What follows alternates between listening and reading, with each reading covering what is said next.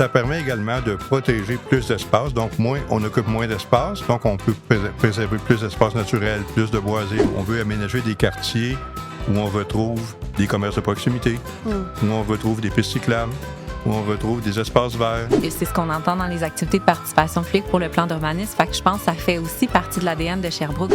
Je suis tellement d'accord que je pense que si elle appliquait pour la ville, je l'engagerais probablement. Grimpe, grimpe, grimpe jusqu'à moi. Je te tendrai la main et je serai ton hôte. Grimpe, grimpe, grimpe jusqu'à moi. Dis-moi tous tes secrets. Nous vivrons côte à côte. Bonjour et bienvenue à cet épisode de Côte à Côte, un balado de la ville de Sherbrooke. Je me présente, Stéphanie Mongeau, stratège contenu et médias sociaux. Vous vous demandez sûrement pourquoi un balado municipal? En fait, la raison est simple. C'est que les enjeux municipaux, ça touche tout le monde. Ensemble, on lance la discussion sur une foule de sujets enrichissants, intrigants, voire même polarisants en lien avec le monde municipal sherbrookois. On réunit autour de la table des personnes passionnées qui démystifient pour nous les grands enjeux urbains. Le tout est alimenté par vos commentaires et questions reçus par le biais de nos plateformes, notamment Facebook. Les plus fins renards d'entre vous auront remarqué que Côte à Côte est au pluriel. C'est voulu, c'est pas une erreur. On fait un petit clin d'œil à nos célèbres côtes sherbrookoises. Parce que ce qu'on vous présente, c'est du contenu 100% local. L'épisode d'aujourd'hui est particulièrement intéressant et riche en échanges. On parle de densification. Pour m'aider à relancer la discussion, j'invite ma co-animatrice d'aujourd'hui, Olivia Letendre-Dutil, agente de liaison au plan d'urbanisme. Bonjour Olivia. Allô Stéphanie. Comment vas-tu? Vraiment bien, super contente d'être ici. Ben, moi aussi, merci beaucoup. Merci beaucoup. Arrête. D'ailleurs, si tu veux bien, je présenterai tout de suite notre invité d'aujourd'hui. Il est chef de division plan d'urbanisme pour la ville de Sherbrooke. Réal, bienvenue parmi nous. Merci beaucoup, Stéphanie. Merci à toi. Avant toute chose, Réal, j'aimerais qu'on détermine ensemble. Peux-tu nous expliquer qu'est-ce que c'est la densification? La densification, si on veut mettre ça sur une formule très simple, c'est de mettre plus de personnes qui peuvent résider dans des logements sur un terrain de petite dimension. Donc, on consomme moins d'espace pour loger un plus grand nombre de personnes. OK. Tout ça, évidemment, c'est dans le but. Il y a plusieurs buts. Le but principal, je vous dirais, c'est au niveau économique. Évidemment, le terrain coûte très cher aujourd'hui. Desservir les terrains, ça suppose beaucoup d'investissements publics. Donc, la seule façon qu'on a de développer la ville sans que les coûts soient exorbitants, c'est en densifiant le territoire. Okay. Et ça permet également, il y a beaucoup d'avantages. Ça permet également de protéger plus d'espace, donc on occupe moins d'espace, donc on peut préserver plus d'espace naturel, plus de boisés, plus de terrains de jeu. Ça permet aussi de regrouper plus de gens dans des quartiers, dans des nouveaux quartiers. Oui. Le fait d'avoir plus de gens dans un nouveau quartier permet notamment de les desservir avec des commerces de proximité, permet de les desservir avec un service de transport en commun, permet d'avoir des pistes cyclables. Donc, il y a beaucoup d'avantages à densifier la population aujourd'hui. Donc, la densification n'est pas une fin en soi, c'est plutôt un objectif qui nous permet de créer des milieux de vie beaucoup plus intéressants pour ceux qui y vivent. Puis, j'aimerais peut-être savoir, est-ce que la densification, automatiquement, ça veut dire la hauteur, là, des grandes tours? On dirait, j'ai déjà entendu à quelque part que le quartier le plus dense au Québec ou au Canada, c'était le plateau Mont-Royal. Est-ce que c'est le cas? Effectivement, on peut densifier avec des bâtiments de 3 ou 4 étages facilement. Évidemment, à ce moment-là, les bâtiments sont rapprochés les uns des autres. On peut aussi densifier avec des tours, comme souvent les gens associent densité à la présence d'une tour, mais les quartiers les plus denses, exemple, on parle de densité de 100 logements à l'hectare, ça paraît beaucoup, mais c'est sur un quartier 100 logements à l'hectare, ça représente souvent un quartier résidentiel avec des bâtiments de 3 ou 4 étages au maximum, donc des petits multifamiliaux. Et on peut parler d'une densité, exemple à Montréal, où là, on est dans des horizons de 300 ou 400 logements à l'hectare, où là, à ce moment-là, on a vraiment des tours d'habitation de grande hauteur. Intéressant. Moi, j'aimerais peut-être casser la glace sur le sujet. Puis j'aimerais vous lire 2 commentaires qu'on a reçus sur Facebook. Je commencerai avec Sylvain qui nous a dit « J'espère que d'ici 2035, la Ville relâchera le pied sur le break et aura recommencé à grandir de façon responsable et efficace. » Marc-Olivier nous dit « Si votre seul objectif, c'est de densifier sans fin, il n'y aura pas beaucoup à rajouter à ce non-sens. Réal, j'aimerais t'entendre sur ces commentaires-là. Euh, je pense que le non-sens de densifier aujourd'hui, on ne peut plus parler comme ça. Je l'expliquais tout à l'heure, on a une rareté de terrain importante. Un autre facteur aussi qu'il ne faut pas oublier, c'est qu'on est en pénurie de logements. Il y a une crise du logement importante présentement à Sherbrooke, comme dans toutes les villes au Québec, je devrais même dire partout au Canada c'est maintenant. Ça. Sherbrooke ne fait pas exception. Donc, la façon qu'on a de résoudre cette crise du logement-là, c'est en augmentant l'offre en logement. Donc, il faut arriver à densifier. Un autre aspect très important, c'est qu'on a souvent l'impression que les terrains à développer sont sans fin. On peut développer, il y a toujours du terrain de disponible. Ce n'est plus vrai. On limite le développement de la ville maintenant dans un périmètre très serré qu'on peut difficilement agrandir. Il y a nécessité aussi de protéger des espaces verts, des espaces naturels. Il y a des cours d'eau, il y a des zones inondables. Donc, il y a beaucoup d'espace qui est vacant, qui paraît peut-être disponible pour du développement qui ne l'est plus. Donc, quand on fait le total des terrains disponibles pour des nouvelles constructions, on se rend compte que c'est très limité, les superficies disponibles. Et on est même rendu aujourd'hui à penser à peut-être des fois démolir des bâtiments existants pour les reconstruire avec plus de densité. Donc, on est rendu à aller chercher des terrains déjà développés parce que l'espace vacant n'est plus disponible. C'est un peu comme penser créativement à comment maximiser l'espace qu'on a, là. Exactement. C'est le terme créativité m'est venu en tête. Il faut être créatif, là. Il faut être créatif, il faut trouver des nouvelles façons de développer. Je donne un exemple. Par exemple, les grands terrains de stationnement qui sont souvent vides, peut-être qu'on peut penser aujourd'hui que ces terrains de stationnement-là, on pourrait en utiliser du moins une partie pour y construire des nouvelles résidences, des nouveaux logements. Très intéressant. La densification, c'est un sujet qui fait beaucoup jaser sur nos plateformes. En fait, Alexandre a ajouté, et je le cite, « Il est temps de bâtir en hauteur, Ville de Sherbrooke. Vous devez arrêter de mettre des bâtons dans les roues des promoteurs immobiliers qui souhaitent bâtir en hauteur. Soyez la différence. » Est-ce que la Ville met des bâtons dans les roues aux promoteurs?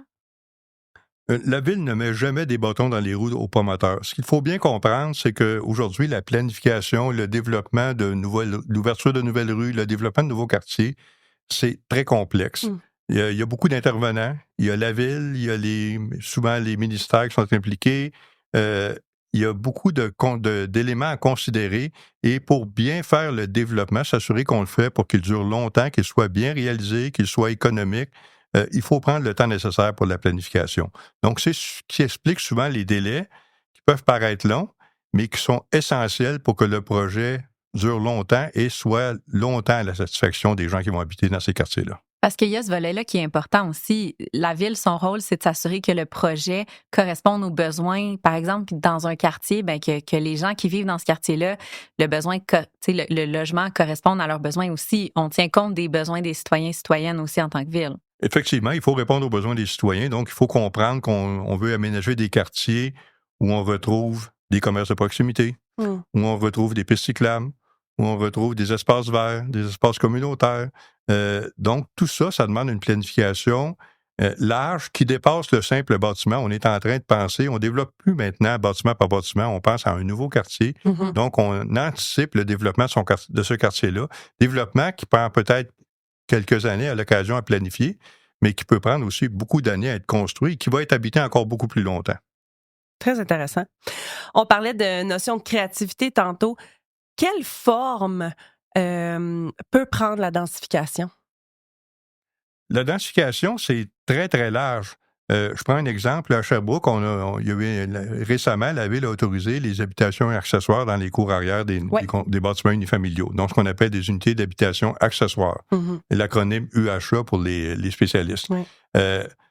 Ajouter un logement sur un terrain occupé par une habitation unifamiliale, c'est une densification. Dans le fond, on double la densité sur ce terrain-là. Effectivement. Ça peut être aussi de dire, on a un terrain où on a construit un bifamilial, on ajoute un troisième logement, donc c'est une densification.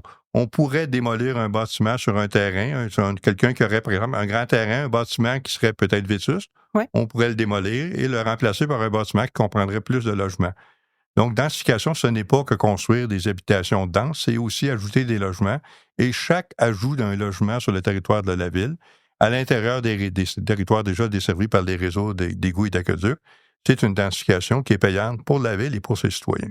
J'ai souvent entendu, quand on parlait de densification, l'expression du phénomène « pas dans ma cour ». Est-ce que ça existe vraiment, ce phénomène-là? Puis si oui, comment il se vit concrètement? Le phénomène Padamacourt oui, est réel Ouais, et n'est pas particulier à Sherbrooke. C'est un phénomène qui est universel. universel. OK. Euh, c'est un phénomène qui souvent est origine d'un manque d'information. OK. Donc, les gens entendent parler d'un projet qui va peut-être se construire près de leur résidence ou dans leur quartier, sans trop connaître quel est le projet, quelle sera l'allure du bâtiment, qui va rester là. Donc, souvent, l'inquiétude face à l'inconnu est souvent ce qui est le point de départ de Padamacourt. C'est pour ça que c'est important dans le cas où on a des projets novateurs ou différents de ce qu'on voit normalement dans le quartier. Je pense que c'est important d'informer les gens en amont du projet pour justement réduire ce niveau d'inquiétude-là. Mhm. Donc, si on fait ça, déjà en partant, on élimine une bonne partie des inquiétudes. L'autre élément important, il est important d'avoir un dialogue au préalable. Ce dialogue-là peut être entre le promoteur du projet et le citoyen, ou peut-être qu'il y a des inquiétudes que les citoyens ont, auxquelles le promoteur pourrait répondre en modifiant un peu son projet. Donc, je pense que s'il y a un dialogue préalable, une information, je ne dis pas que le phénomène pas dans ma cour disparaît complètement, mais les chances de réussite sont grandement améliorées. Avant de passer au prochain segment, Réal, qu'est-ce que la Ville demande aux promoteurs exactement?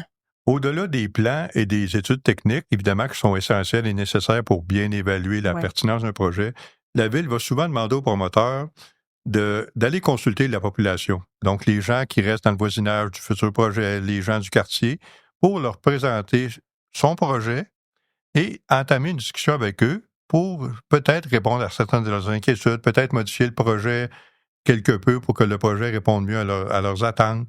Je vais vous donner un exemple. Là. Il y a des espaces où on a peur qu'il y ait du bruit, mais peut-être avoir des éléments pour réduire ce bruit-là, implanter le bâtiment différemment. Donc, il y a plusieurs éléments comme ça qui peuvent être discutés pour faciliter l'acceptabilité du projet au moment de sa construction ou au moment de la modification réglementaire qui souvent est nécessaire. Absolument. Puis, Réal, toi, tu as de l'expérience à la ville de Sherbrooke, tu en as dans d'autres villes aussi. Est-ce que le pas dans ma cour, c'est quelque chose de nouveau? Comment ça a évolué dans les dernières années? C'est pas nouveau, c'est peut-être plus présent. Ah, OK. Donc, c'est parce que c'est un phénomène qui a toujours existé, mais sauf qu'auparavant, les villes se développaient d'une façon assez... Traditionnellement, on avait des quartiers une résidence unifamiliale, on avait des quartiers de duplex, des quartiers de triplex. Il n'y avait pas beaucoup de cohabitation à des usages de densité différentes. Maintenant, ce n'est plus le cas. On est dans une situation où on a des résidences unifamiliales qui sont à côté de petits multifamiliaux.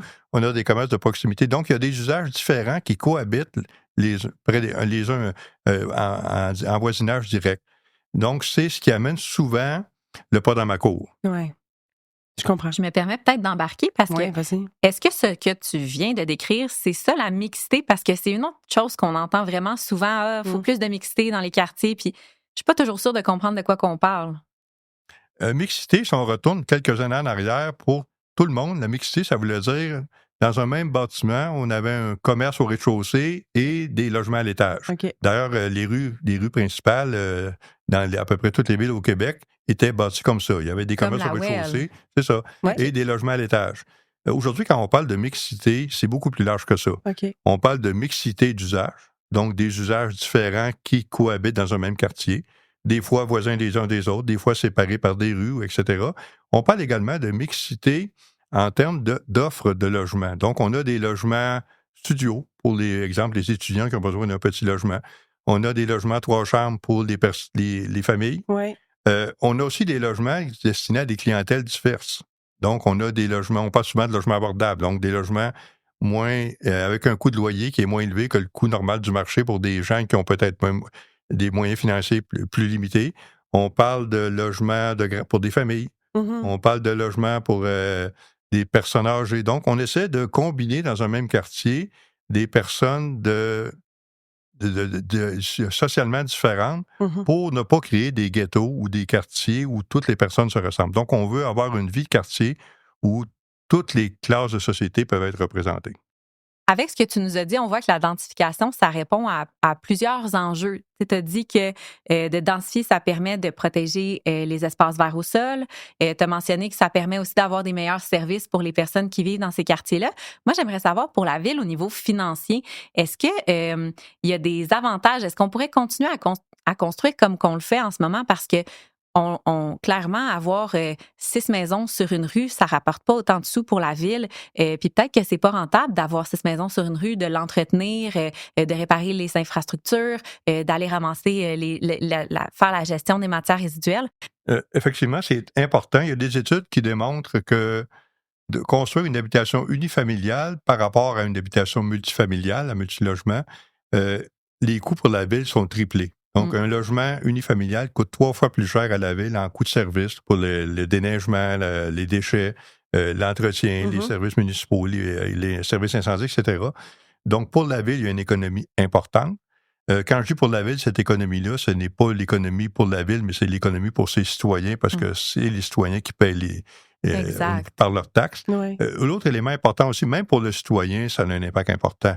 On sait que le coût d'acquisition des propriétés est maintenant très élevé. Oui. Donc, si on doit payer pour une habitation unifamiliale, évidemment, le coût des infrastructures, des rues, c'est imputable dans le coût d'acquisition des nouveaux logements. Et pour le citoyen, ce coût-là est important. Donc, ça aussi, si on a plus de densité, ça permet de répartir le coût sur un plus grand nombre de personnes. Donc, chaque citoyen paye moins pour acquérir sa propriété et par la suite paie moins pour en assurer l'entretien au niveau de la ville.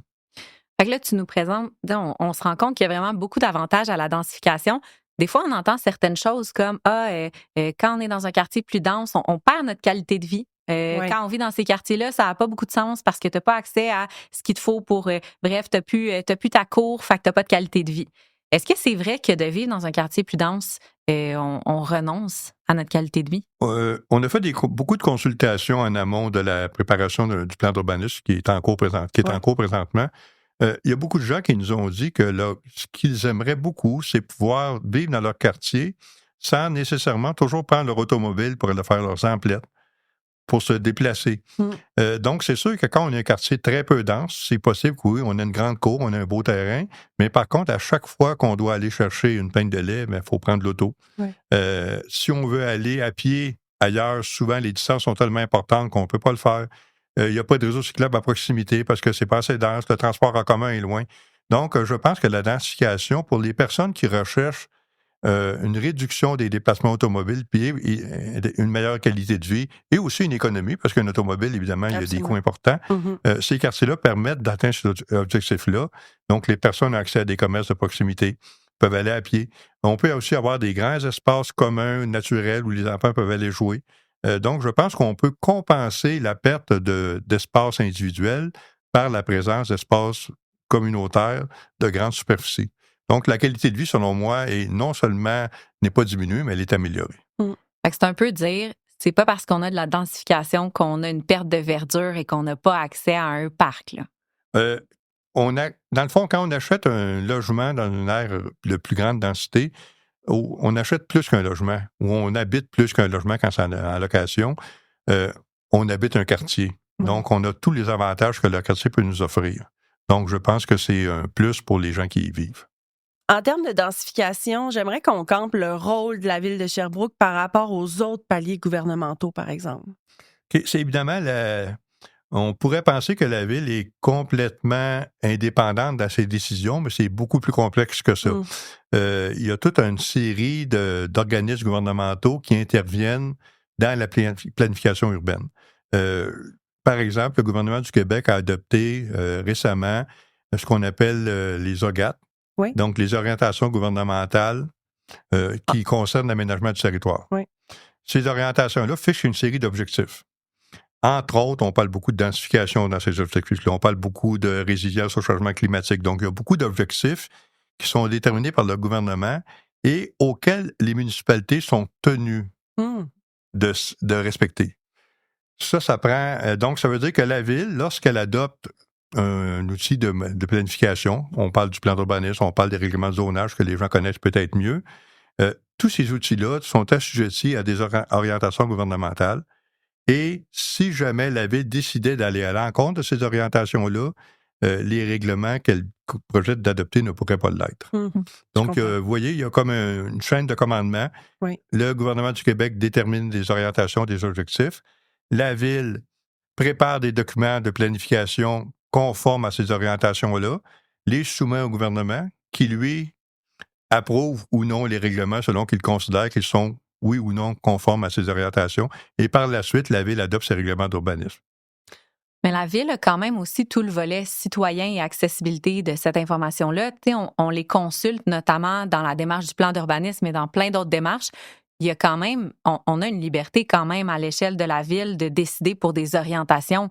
Même s'il y a le gouvernement qui en donne à haut niveau, on a quand même on n'a peut-être pas carte blanche, mais il y a un espace, on a un terrain de jeu dans lequel on peut venir influencer. Puis c'est pour ça aussi qu'on consulte la population. Effectivement, la Ville a quand même la liberté de décider comment sont aménagés ses quartiers, à quel endroit sont les commerces, à quel endroit sont les résidences. A beaucoup de liberté aussi au niveau de la densification, à quel endroit la densification sera faite. Mais par contre, la Ville, par exemple, ne pourrait pas décider que sur son territoire, il n'y aura pas de densification. Donc, vous voyez, il y a quand même des choses auxquelles le gouvernement s'attend.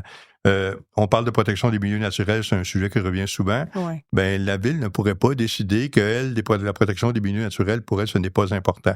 Donc, la Ville est obligée de protéger ses milieux naturels. Par contre, elle a la liberté de décider jusqu'à quel point elle va protéger ses milieux naturels et lesquels elle va protéger. Fait que c'est un peu comme la Ville a l'expérience et l'expertise de son terrain. Puis nous, notre rôle, c'est aussi de faire le pont avec les citoyens et citoyennes puis de s'assurer que ce qu'on propose, ça reflète vraiment les besoins sur le terrain.